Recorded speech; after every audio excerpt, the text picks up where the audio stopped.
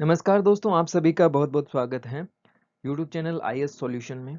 देखिए दोस्तों, आज हम बात करने वाले हैं भारतीय राज्यों का निर्माण कैसे हुआ। देखिए, इस पे हमने एक पहले वीडियो बनाया था, लेकिन उसके बाद है काफ़ी कुछ अपडेट आया, तो फिर हमने सोचा कि एक बार नए सिरे से इस वीडियो को बनाया जाए।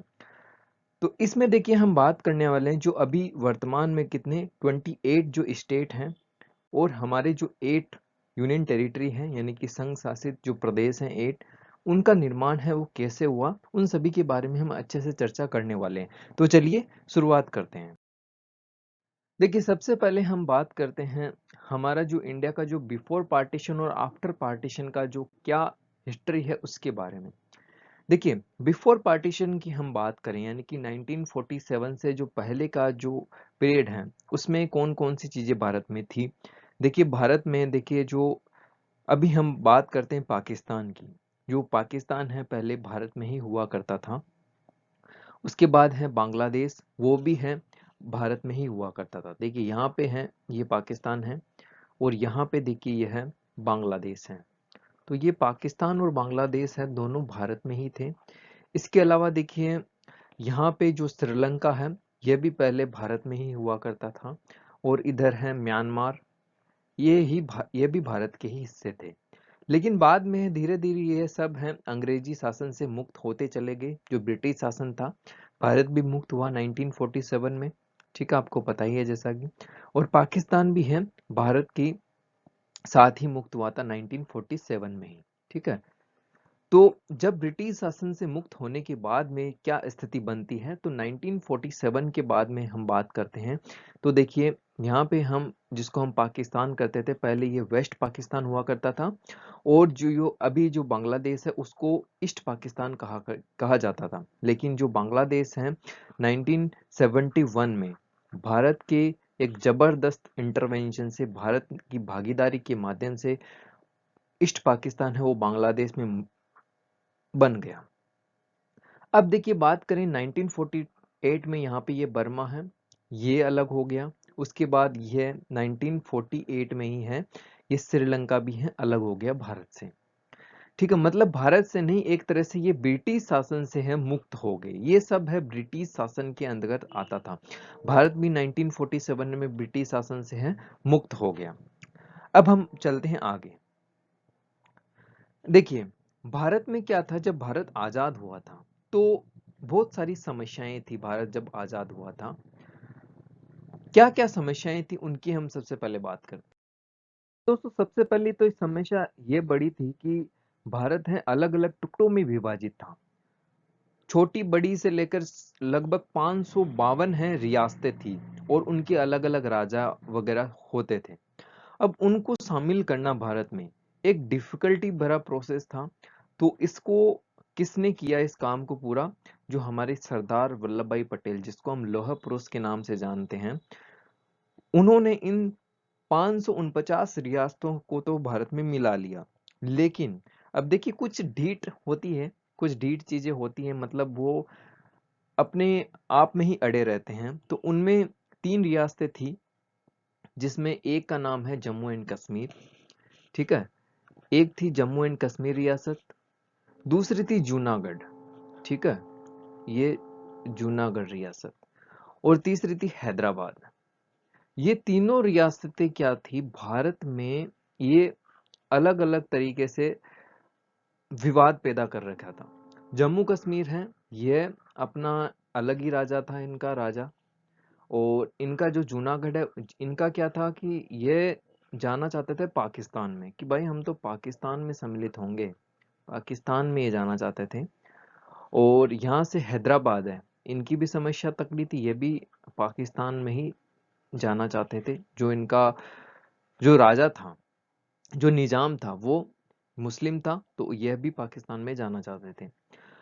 क्या हुआ फिर, जम्मू कश्मीर को तो है विलय पत्र के माध्यम से भारत में सम्मिलित कर लिया, क्योंकि वहां पे जो कबीलाई हमला हुआ था, तो इससे उनका जो राजा है वो डर के है भारत से मदद मांगने आया और भारत ने पहले विलय पत्र पे हस्ताक्षर करवा लिया। तो इस तरह से जम्मू कश्मीर है भारत में सम्मिलित हो गया।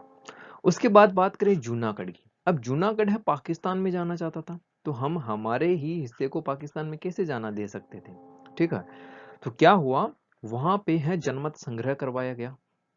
ठीक है, जनमत संग्रह वहां पे करवाया गया। कहाँ पे? जूनागढ़ में। देखिए ये जूनागढ़ है, यहाँ पे है जनमत संग्रह करवाया गया, और जनमत संग्रह के माध्यम से इसको है भारत में सम्मिलित करवा लिया गया। उसके बाद हम बात करें हैदराबाद की। देखिए हैदराबाद को भारत में शामिल करने के लिए काफी समस्याएं झेलनी पड़ी थी।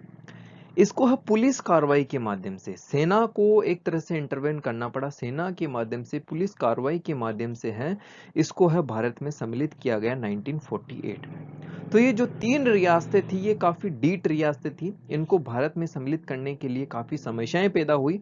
इसके अलावा देखिए और भी बहुत सारे हिस्से थे जो हैं ब्रिटिश शासन के अंतर्गत या पुर्तगाली शासन के अंतर्गत या फ्रांसीसी के अंतर्गत हैं आते थे। भारत के और भी हिस्से थे, उनको भी है धीरे धीरे है भारत में सम्मिलित करवाया गया।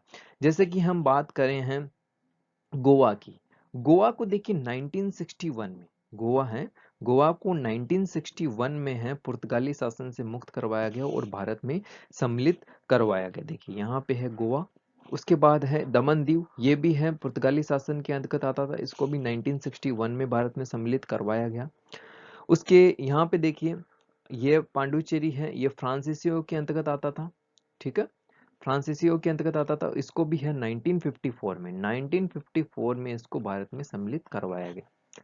एक चीज का ध्यान रखिएगा, यहाँ पे थोड़ा जो मैप में है गड़बड़ है, इसको है पाकिस्तान में बताया गया था इस मैप में, और मुझे ये सबसे अच्छा मैप मिला था, इस कारण से मैंने इस मैप को लिया। लेकिन सॉरी, ये सब अभी भी हमारा ही दावा है और हम मानते हैं कि ये हमारा ही हिस्सा है। हम पाकिस्तान को इसको कैसे दे सकते हैं? जम्मू कश्मीर तो हमारा एक तरह से ताज है, इसको हम किसी को कैसे दे सकते हैं? हालांकि अभी हमारा इस पे है पूर्ण रूप से अधिकार नहीं है, कुछ यह हिस्सा है अभी है पाकिस्तान के अंडर में है, और इधर का हिस्सा जो अक्साई चीन है वो चीन के अंडर में है। लेकिन हमारा दावा तो मरते दम तक यही रहेगा कि ये भारत का ही हिस्सा है। देखिए दोस्तों, देशी रियासतों का है भारत में एकीकरण तो हो गया था, लेकिन वो एक तरह से क्या था, एक परमानेंट सॉल्यूशन नहीं था। ठीक है, वो एक टेम्पररी सॉल्यूशन था। तो इसको परमानेंट करने के लिए है एक एसके-धर कमीशन बनाया गया कि किस तरह से है भारत में है इस व्यवस्था को परमानेंट किया जाए, स्थायी किया जाए। तो इन्होंने अपनी कुछ सुझाव दिए, सिफारिशें दी, और उसको ध्यान में रखते हुए उसके बाद एक जेवीपी कमेटी बनी। एसके-धर कमीशन बना था 1948 में, और उनकी सिफारिशों पे गौर करने के लिए है एक कमीशन बना था, बाद में एक कमेटी बनी, सॉरी एक कमेटी बनी, जेवीपी कमेटी के नाम से वो प्रसिद्ध हुई थी, क्योंकि उसमें 3 व्यक्ति थे। जेवीपी यानी कि 3 व्यक्ति उसमें थे। कौन कौन से 3 व्यक्ति थे उसमें? जे से है जवाहरलाल नेहरू, जवाहरलाल नेहरू उसके अंदर थे, वी से है वल्लभ भाई पटेल, और पी से है पट्टाभी सीतारामैया। ये 3 लोग हैं उसके अंदर हैं थे। अब इन्होंने क्या कहा कि भाई भाषा तो एक आधार नहीं हो सकती, क्योंकि देखिए हमारे जो दक्षिण भारतीय राज्य थे ना, वहां पे जोर शोर से मांग ये उठ रही थी काफी समय से कि भाषा के आधार पे है राज्य होना चाहिए, एक भाषा एक राज्य होना चाहिए। लेकिन इन्होंने साफ मना कर दिया कि भाषा के आधार पर किसी राज्य का निर्माण नहीं हो सकता। तो जैसे ही इनकी जो ये रिकमेंडेशन आई, तो तुरंत क्या हुआ, दक्षिण भारतीय राज्य हैं, जैसे ही इनकी जो रिपोर्ट में निकल के आया कि जो भाषा के आधार पर कोई राज्य नहीं बन सकता, तो दक्षिण भारतीय जो राज्य हैं वहां पे विरोध की लहर उठ खड़ी हुई, विरोध होने लगा, वहां पे काफी तेज बड़ी मात्रा में विरोध होने लगा कि भाषा के आधार पर राज्य बनना ही चाहिए। और वहां पे एक व्यक्ति है जिनका नाम है पोटी रामालू, पोटी रामालू एक व्यक्ति का नाम है, उन्होंने है भूख हड़ताल कर दी, और भूख हड़ताल के कारण है उनकी मृत्यु भी हो गई। मृत्यु होने के कारण है वहां पे जो आंदोलन है दक्षिण भारत में और तेज हो गया, और एक नए राज्य की उत्पत्ति हुई, क्योंकि सरकार है मजबूर हो गई एक भाषा के आधार पर एक राज्य को बनाने के लिए। क्योंकि ये जो पोटी रामालू है ये आंध्र प्रदेश के थे, और उन्होंने भूख हड़ताल की, इस कारण आंध्र प्रदेश में विरोध काफी ज्यादा था, और इस कारण 1953 में भाषा के आधार पर जो पहला राज्य बना उसका नाम था आंध्र प्रदेश। अब देखिए इसके बनते ही दूसरे राज्यों में होड़ लग गई कि भाषा के आधार पर राज्य बनना चाहिए, जैसे कि तमिलनाडु, केरल, इनमें और लहर उठ के हुई कि भाषा के आधार पर एक नया राज्य बनना चाहिए। तो इसके लिए एक फजल अली कमीशन बनाया गया 1953 में, और इनको यही काम दिया गया था कि भाषा के आधार पर राज्य बनाया जा सकता है या नहीं बनाया जा सकता है। तो इन्होंने भी साफ मना कर दिया कि भाषा एक आधार नहीं हो सकती। इसके अलावा आपको दूसरी चीजों को भी देखना होगा, देश की एकता, अखंडता, देश की सुरक्षा, देश की संस्कृति, इन सभी बातों को देखना होगा किसी राज्य के निर्माण के लिए। और उसके बाद है स्टेट रीऑर्गेनाइजेशन एक्ट बनाया गया और उसके माध्यम से है 14 राज्य और 6 संशासित प्रदेश हैं वो अस्तित्व में आए। इसके बाद जो रीऑर्गेनाइजेशन एक्ट आया उसके बाद है 7वां संविधान संशोधन भी आया था, क्योंकि उसके माध्यम से ही है जो संपूर्ण प्रक्रिया है वो स्थायी रूप से लागू हुई थी। 7वां संविधान संशोधन 1956 किया गया और फिर है जो 14 राज्य हैं और 6 संशासित प्रदेश हैं वो अस्तित्व में आ गए। अब देखिए इन जो 6 संशासित प्रदेश हैं और 14 राज्य हैं उनमें हम बात करते हैं सबसे पहले संशासित प्रदेश की। तो देखिए यहाँ पे जो अंडमान निकोबार है ये पहला संशासित प्रदेश था। दूसरा यहाँ पे देखिए जो अभी हम जिसको हम लक्षद्वीप कहते हैं उसका पहले नाम था लक्षद्वीप मिनिकोय अमिनी द्वीप, ये पूरा था, ये पूरा संशासित प्रदेश था। यहाँ पे उसके बाद है ये जो त्रिपुरा है ये भी एक संशासित प्रदेश के अंदर ही आता था। त्रिपुरा, हाँ जी, त्रिपुरा भी एक संशासित प्रदेश के अंदर आता था। त्रिपुरा के अलावा दिल्ली तो था ही, ठीक है, दिल्ली के अलावा है मणिपुर और हिमाचल प्रदेश। दिल्ली के अलावा है यहाँ पे देखिए यह है मणिपुर और हिमाचल प्रदेश, ये ऊपर हिमाचल प्रदेश, ये भी है संशासित प्रदेश हुआ करता था। उसके बाद धीरे धीरे स्थिति बदलती गई। कुछ जो संशासित प्रदेश थे उनको राज्य का दर्जा दिया गया और कुछ है जो बाद में आजाद हुए थे, जैसे कि है दमन दीव है, दादर नगर हवेली है, पांडिचेरी है, इनको अभी है संशासित प्रदेश का दर्जा दे दिया गया। तो इसको भी हम सीरीज वाइज एक बार देखते हैं। देखिए जल्दी से हम जान लेते हैं 1956 के बाद, यानी कि जो संविधान संशोधन हुआ था 7वां, उसके बाद भारत में क्या स्थिति थी। जो 14 राज्य 6 संशासित प्रदेश थे वो धीरे धीरे हैं 28 राज्यों और 8 संशासित प्रदेशों में कैसे बदल गए उसकी हम बात करते हैं। तो देखिए 1960 में क्या हुआ, 15वां राज्य बना गुजरात। गुजरात है ये महाराष्ट्र और महाराष्ट्र से अलग हो गया। एक तरह से हम कह सकते हैं कि पूरा बंबई प्रांत था और उसमें से है महाराष्ट्र तो था ही, तो उसको है अलग कर दिया गया गुजरात को महाराष्ट्र से और 15वें राज्य के रूप में स्थापना हुई गुजरात की।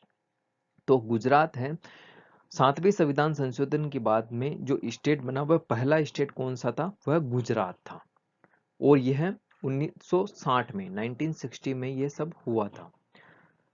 उसके बाद हम बात करें दादर नागर हवेली। देखिए ये पुर्तगालियों के अंडर में आता था दादर नागर हवेली और 10वें संविधान संशोधन के माध्यम से है पुर्तगाल को है भारत में सम्मिलित कर लिया गया। अब देखिए इसमें इसके लिए संविधान संशोधन इसलिए करना पड़ा क्योंकि यह भारत का हिस्सा नहीं था, यह विदेशी राज्य था, एक तरह से विदेशी राज्य था, विदेशी हिस्सा था, भारत का विदेशी भाग था, इसके कारण इसमें संविधान संशोधन करना पड़ा था। उसके बाद हम बात करते हैं गोवा और दमन दीव की। गोवा और दमन दीव भी है क्या है विदेशी राज्य थे, एक तरह से विदेशी भाग थे, हमारे देश का भाग नहीं था। एक तरह से उसको है बाद में छुड़ा लिया गया विदेशी शासन से। यहाँ पे भी है पुर्तगालियों का ही शासन था और इसको है 12वें संविधान संशोधन के माध्यम से है एक यूनियन टेरिटरी का दर्जा दिया गया। फिर हम बात करते हैं पांडिचेरी। पांडिचेरी को देखिए वैसे तो है 1954 में ही फ्रांसीसी शासन से मुक्त करवा लिया गया, लेकिन इसको बाद में दर्जा दिया गया यूनियन टेरिटरी का। 14वें संविधान संशोधन 1962 के माध्यम से इसको यूनियन टेरिटरी का दर्जा दिया गया। उसके बाद हम बात करते हैं जो नेक्स्ट राज्य कौन सा बना, तो वो बना था 16वां राज्य है नागालैंड बना। इसको 1963 में है असम से अलग किया गया और 16वें राज्य के रूप में इसकी स्थापना की गई। फिर है हरियाणा की हम बात करते हैं। यहाँ पे देखिए यहाँ पे हिमाचल प्रदेश है यूनियन टेरिटरी के रूप में है आया हुआ है यहाँ पे, और यह तो पहले ही बन चुका था, मैंने बताया था आपको कि ये यूनियन टेरिटरी ही था, तो इसको अभी भूल जाइए आप, यहाँ पे इस पे मत ध्यान दीजिए। यहाँ पे आप ध्यान दीजिए कि 17वां राज्य 1966 में 17वां राज्य है 1966 में बना हरियाणा, और इसको पंजाब से अलग किया गया। कहाँ से? पंजाब से इसको अलग किया गया, और इसकी राजधानी भी है चंडीगढ़ ही बना दी गई थी। पंजाब की भी चंडीगढ़ और इसकी भी चंडीगढ़, और अभी भी वही है। फिर है 18वें राज्य के रूप में, पहले ये यूनियन टेरिटरी के रूप में था, फिर है 18वें राज्य के रूप में हिमाचल प्रदेश को है बना दिया गया 1971 में। फिर उसके बाद है 1972 में क्या हुआ, मणिपुर 19वें राज्य के रूप में, त्रिपुरा 20वें राज्य के रूप में, और मेघालय 21वें राज्य के रूप में अस्तित्व में आए 1972 में। फिर सिक्किम बना। सिक्किम भी देखिए एक तरह से भारत का पार्ट नहीं था, एक तरह से यह, ठीक है। इसके कारण है इसको है संविधान संशोधन करना पड़ा इसके लिए, और संविधान संशोधन के माध्यम से 2 संविधान संशोधन हुए थे इसके लिए, ठीक है। 35वां संविधान संशोधन 1974 और 36वां संविधान संशोधन 1975, उसके माध्यम से यह 22वां राज्य है अस्तित्व में आया। फिर है 23वां, 24वां और 25वां राज्य, ये बने 1987 में।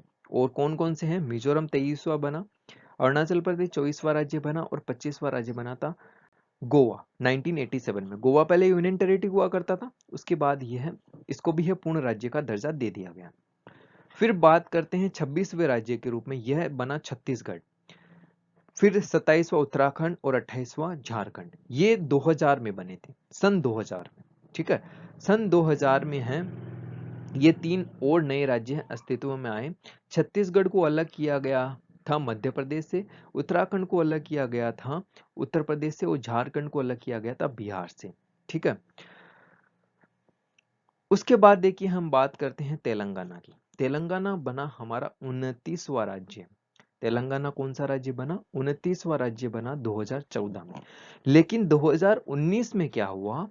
2019 में है, याद रखिएगा इसको, 2019 में है जम्मू कश्मीर जो एक राज्य हुआ करता था, उसको है यूनियन टेरिटरी में, 2 यूनियन टेरिटरी में तोड़ दिया गया, जम्मू कश्मीर और लद्दाख, ठीक है।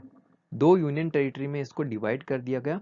इसके कारण हमारे जो राज्यों की संख्या कितनी होगी? 28, और यूनियन टेरिटरी की संख्या कितनी हो गई बढ़ के? वो हो गई थी 9।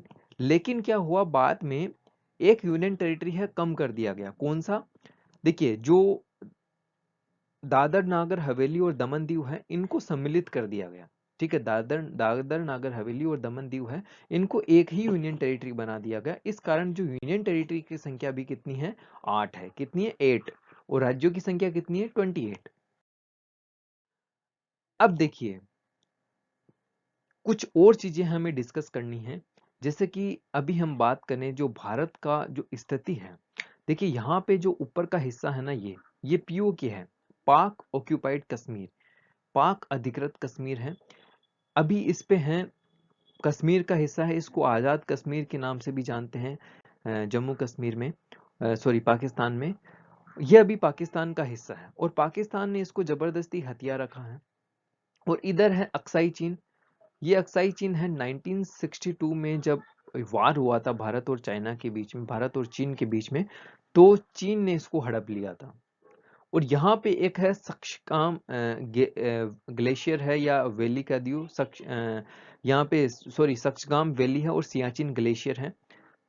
इसको है पाकिस्तान ने है चीन को गिफ्ट के तौर पे दे दिया। तो ये चीजें अभी है भारत में, अभी भारत का हिस्सा तो है, लेकिन भारत का अभी अधिकार इन पे नहीं है।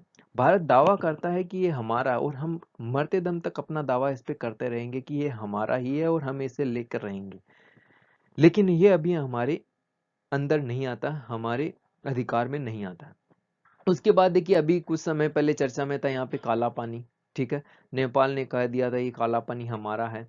और इधर देखिए जो अरुणाचल प्रदेश से रिलेटेड कुछ हिस्सा है, इस पे भी है चीन है कहता है कि ये हमारा। तो ये कुछ डिस्प्यूटेड रीजन है अभी भी भारत में, और इनको सोल्व करना बहुत ही जरूरी है।